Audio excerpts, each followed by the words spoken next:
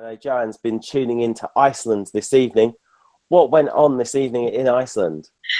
Yeah, I mean, to be honest, the winner, when you say interesting, yeah, Hatari won. They were actually really good. But I mean, I know I did have a few technical problems at one point, but they were amazing. And they were in the super final in the end with the even better or as good Frederick Omar or Friedrich Omar, it's pronounced, Yeah. as of Euroband. Yeah, and he was fantastic as well. Surprised Hera didn't get in to the super final, but she was very gracious. Certainly when Frederick was picked over her, she was very gracious. I was shocked, but at the same time, you know, the crowd were just absolutely loved it. Absolutely loved the fact that they won. So yeah, good one, Iceland. They're taking a risk, put it that way. Are they going to qualify out of their semi-final? Do you know, I think they could just do that, if I'm really honest, especially because of when we thought AWS wouldn't qualify last year and they came out and qualified. They're different. They're not to everyone's taste, obviously, but yeah, I think that some are going to go, oh, this is different. We're going to wait for them. So yeah, I do think they will. Okay, going to pull some other people in on this who watched Iceland this evening. Jörna, were you tuning into Iceland this evening? Yes, I was. I was switching it up with Norway, but I watched Iceland as well. My favorite was actually Hera, because she sang it really beautifully, and I was a bit surprised she didn't go through to the super final. But yeah, the winner is not my cup of tea. It'll be my last place for the remaining of the year. Sorry, I just don't like it. It's not my genre. I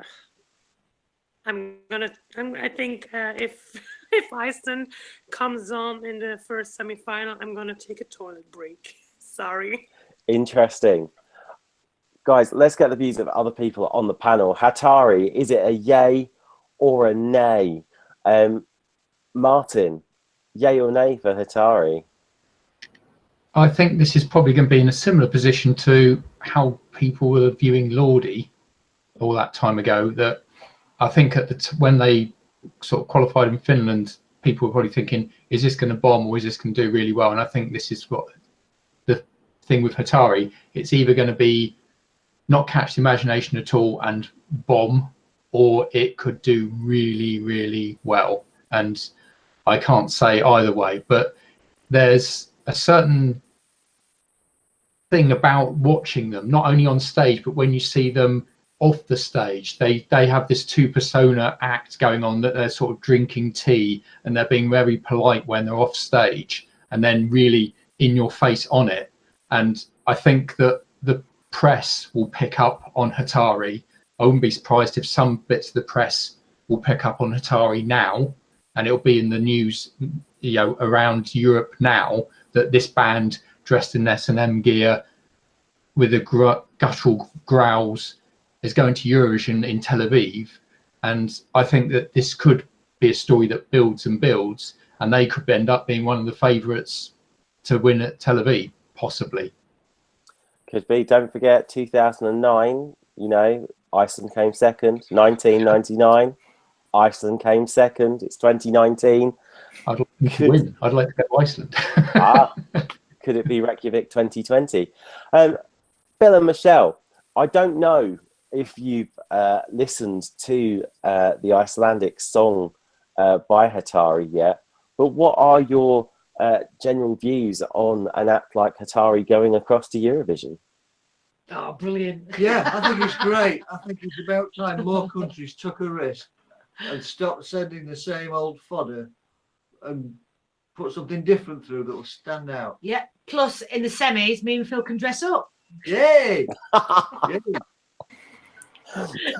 You do realise we'll need to see photos. Well, just you can have an outfit as well. I'm not going to be there. I'm going to be safely in the UK. I'm not going to Tel Aviv. Have you had a chance to listen to the song yet, or not? Not really. No, I've had a bit of a clip, but not really. I'm afraid, But we like the weirdos. yeah. I liked Hungry last year, so I don't mind that sort of stuff. Brilliant. And do you know what? I'm going to have to go across to Stuart. Have we got any comments on Hatari in the chat room, Stuart? Yeah, we've got Simon says Iceland will be Marmite, which I think suggests that either some will love it, some will hate it. But just a point on Iceland, it's one of those countries we've never been to.